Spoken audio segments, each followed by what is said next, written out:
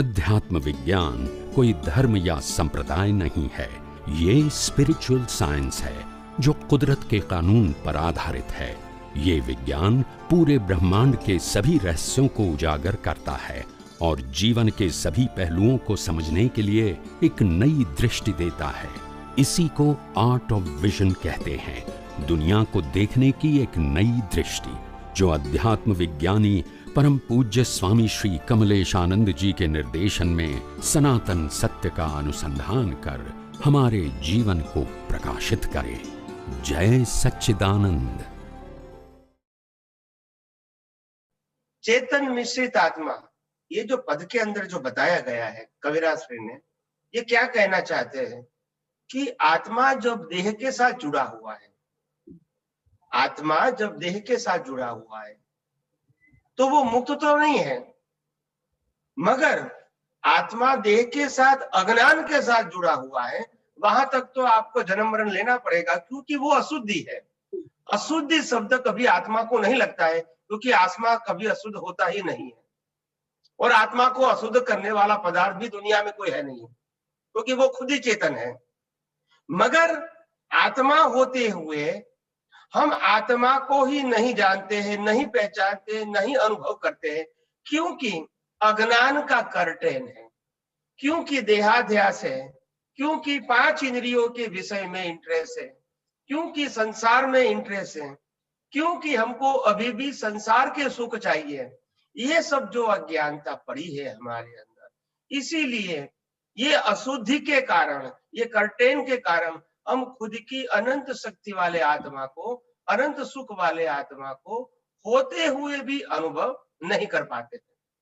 तो ये कहने का मतलब, अशुद्धि का मतलब होता है, अशुद्धि दृष्टि में होती है, न आत्मा में है न प्रकृति में है। प्रकृति तो पर और पराधीन है, और मन वचन काया की अवस्था मात्र कुदरती रत्न है, तो उसमें शुद्धि अशुद्धि नहीं होती है। ये तो कर्मों की भुगतान का साधन है, और आत्मा शुद्ध है, मन वचन काया कर्मों के भुगतान का साधन है। तो अशुद्धि किसमें है?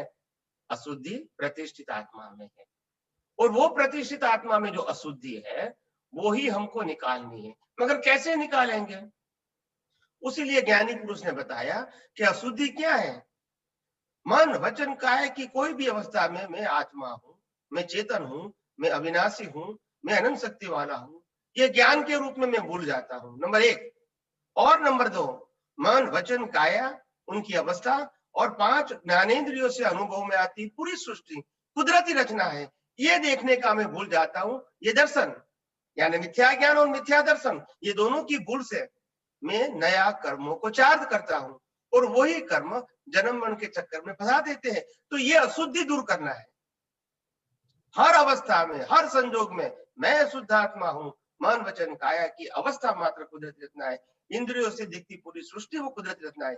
अगर ये ज्ञान भी शुद्ध रहेगा, दर्शन शुद्ध रहेगा, तो अशुद्धि अपने आप जो लेकर आए हैं वो समाप्त हो जाएगी, कैरी फॉरवर्ड नहीं होगी, क्योंकि लेकर आए हैं तो निकलेगी तो जरूर, मगर आप साइन नहीं करोगे तो कैरी फॉरवर्ड नहीं होगी।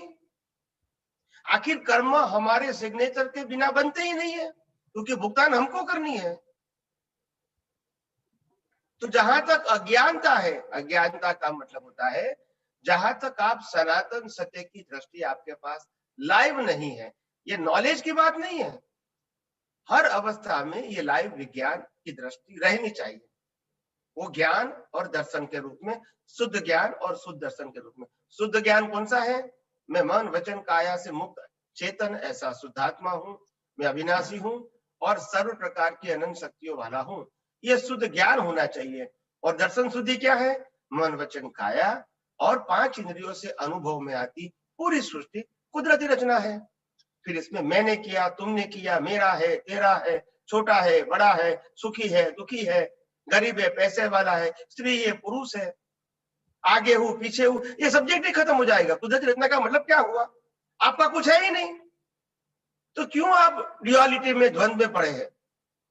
एक ही दृष्टि देखो, दर्शन में कुदरती रचना, खत्म हो गई बात। तो वो शुद्ध दर्शन हो गया।